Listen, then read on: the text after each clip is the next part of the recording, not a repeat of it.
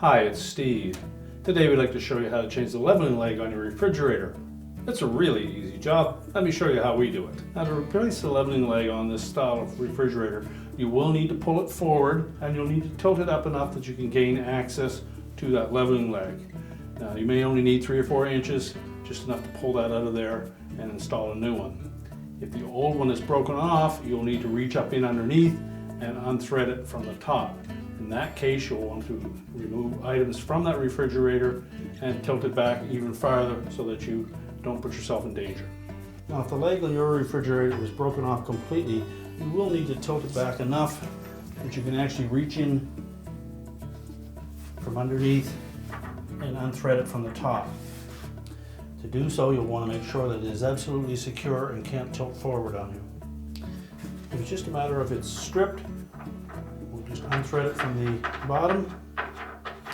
If need be, use a pair of channel lock pliers to loosen it.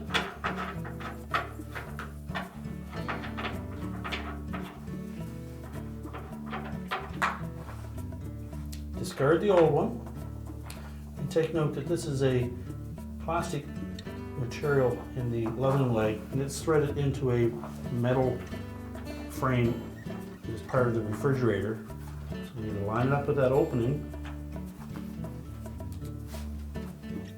and make sure that it doesn't go in cross-threaded. It should thread in really easily.